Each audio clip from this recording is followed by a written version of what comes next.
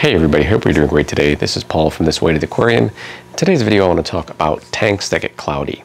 Now depending on the age of your tank, what you've done with the tank, there are a number of different reasons it can get cloudy. So usually the most common time people are going to see a cloudy tank is with a brand new tank. It's just been set up, the cycle is starting, there's either fish being put in there, in addition to bacteria supplementation, which allows the cycle to start taking place, or you've done something else like you swapped a filter, you put in a new filter.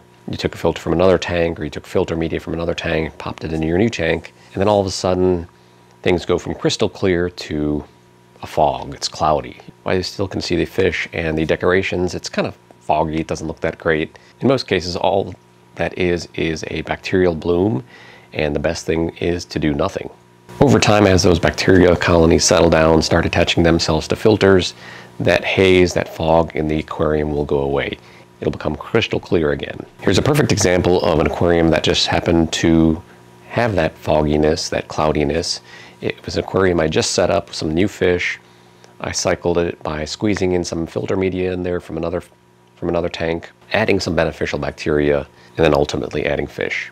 Now when it comes to anything aquarium related, having your test kits in hand, having your test strips in hand is important. So let's say you do have a new tank, it's cloudy, and you test it, you don't see any nitrates, you don't see any ammonia, you're good to go, just leave the tank as is. Now on the other hand, let's say that you see that cloudiness and you test your tank, but instead you do see a spike in ammonia or a spike in nitrates. Now if there are fish in the tank, then yes, definitely that needs to be addressed. So in that case, I would do water changes, I would add the chemicals that lock away nitrates, that lock away ammonia. That way your fish aren't harmed. But if there are no fish in there, you're doing a fishless cycle, and it's starting to get cloudy, that means everything's working. In that case, I would not do a water change. So testing is always important to do, especially with a new tank once I'm starting up the cycle.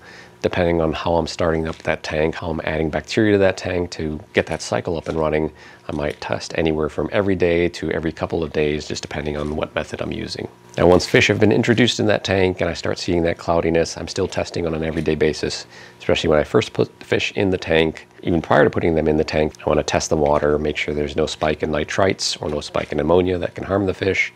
Assuming everything's fine, the fish are going to go into the tank, and then every day thereafter for about 2 to 3 weeks, I'm going to be testing just to make sure there's no spike in ammonia, no spike in nitrites that can harm your fish.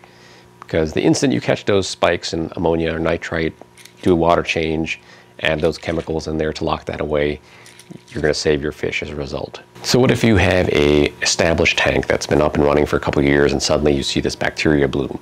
There could be a couple of different reasons for that. You could have a cycle crash for some reason. If you put in certain medications that impacted your bacteria colony, or some other reason, just the bacteria colony crashed, you're going to see that cloudiness. You're probably going to see nitrite and ammonia spike. So in those cases, you need to be on top of everything, do water changes, use your chemicals to lock away those harmful nitrite, harmful ammonia. That way you're not going to harm your fish.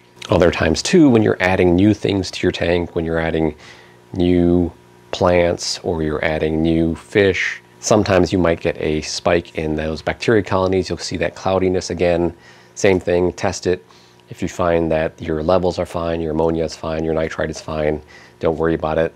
Let the cloudiness go away on its own. Now there are other things that can cause cloudiness. For example, you clean the tank, you kick up debris in the tank by sifting through the sand, you're doing gravel vacuuming, moving that sand around, that kicks up a lot of debris in there. In that case, that type of cloudiness should clear up within a couple of hours.